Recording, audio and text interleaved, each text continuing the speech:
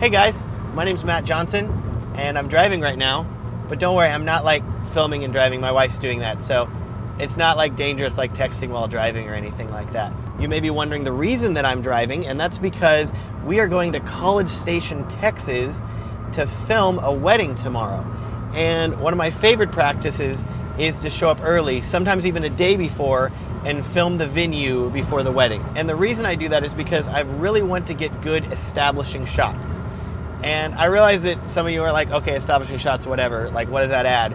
But it's a really big deal because establishing shots are the way that your audience is spatially aware of your wedding film and they know where they are while they're watching. Because say if the audience is just sitting there and watching the bride reading a note, all of a sudden, they're not gonna know where she's at whenever she's reading it. They're not gonna really have a context. So establishing shots are really important for establishing that context of where you're at. So today we're driving down to College Station to the bride's family's ranch where they're having the wedding ceremony. And that's where the bride's getting ready, etc. So we're gonna be filming there, some establishing shots, just to get everything knocked out today while the weather's really good and should look pretty awesome. Another thing I wanna say is that I'm a big proponent of showing the audience, not telling the audience. So whereas I could just put up some text on the screen and say like, we're at the ranch, by actually showing you shots of the ranch, it is subconsciously much easier for your mind to be like, oh yeah, the ranch, okay, great. Because that's how our minds are hardwired to think. You will subconsciously notice whenever you're watching a film if an establishing shot is not there because your brain gets confused and you're like, am I? But because you show it and it takes like 2 seconds, the audience is not drawn out of your story, they're drawn further into your story and they're able to listen and understand you better. Think about Hollywood movies. Nearly every good Hollywood movie has great establishing shots for every scene. And that is no more apparent than in one of my favorite new movies that just came out called Midnight Special. And I promise I won't reveal spoilers about it. There's this scene in it where people are being rounded up at a church and taken to a high school. And the way that they show that is that they show the church, then one of the actors says, we're gonna take you to the high school, and then it shows everybody getting on a bus, then it shows the exterior of the high school. So that way, it's very clearly, okay, we're transitioning from a place to a place and you're aware of what's happening.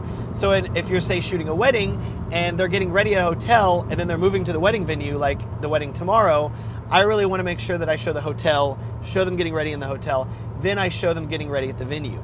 And this is especially important if you're doing time shifting where you're showing, say, people getting ready and then you're showing the reception, then you're going back to them getting ready. It's very important that you have good establishing shots so people are not confused whenever you're going from place to place, jumping around a lot. A bad example of this would be a movie that also just came out called Batman vs. Superman.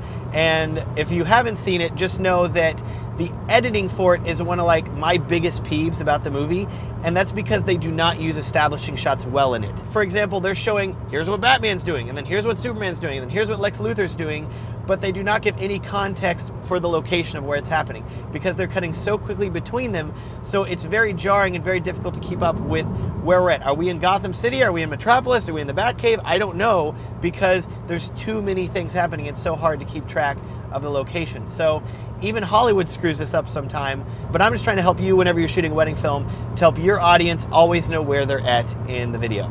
Welcome to the ranch.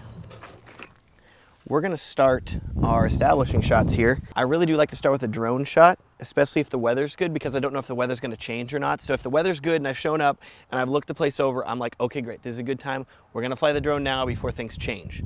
So remember to always check the weather beforehand, check out the place, make sure you can fly with the drone around here, make sure there's no airports around, stuff like that. A couple other things to keep in mind for establishing shots. You really wanna think in terms of wide, medium, and tight for them. So a wide shot of the venue, a medium shot of the venue, tight shot of the venue. But I always consider the drone to really be like, almost like a mega wide shot, something that's like absurdly wide, especially if you're using a GoPro.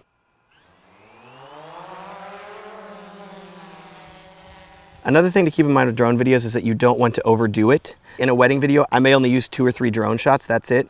Especially considering that a drone is really only a ultra wide shot. So you don't want to have just multiple ultra wide shots because then it's not that compelling of a video.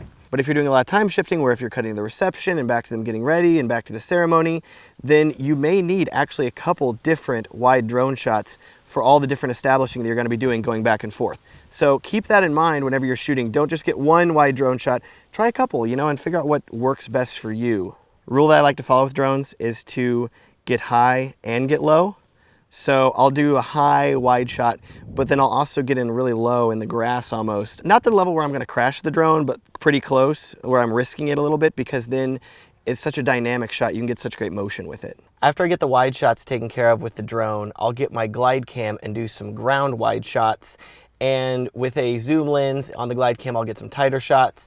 I'll go high, I'll go low, I'll get down in the grass some.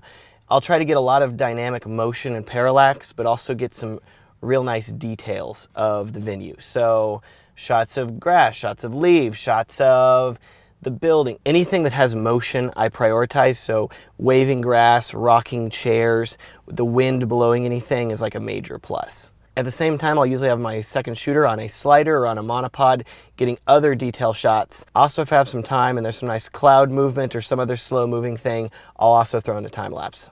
By the time I'm done, I have enough establishing shots to cover anything that I need while editing. As you can see from the variety of shots I have, it's really nice to show up a day early or even early on the wedding day, because then I'm not rushed. I have enough time to really be creative and find angles that I would not be able to find if I only had like 10 minutes to run up and be like, done, okay, great, let's shoot it. Which that does happen sometimes. Sometimes there's things out of your control. It is a wedding day. But if you have the time to do it, even if they're not paying you the day before, the benefits far outweigh the cons. Because, I mean, if you're driving into town and you already got a hotel, show up a little bit early and go on ahead and get the establishing shots done, because it's amazing the stuff that you can get whenever you are not rushed. Thanks so much for watching. I hope this video has been helpful to you and you've learned some more about establishing shots. Let me know if you have any questions or comments. You can leave one below or message me through my website, whoismatt.com. You can also check out my wedding film production company, Filmstrong Productions, at filmstrong.com. Thanks and have a great day.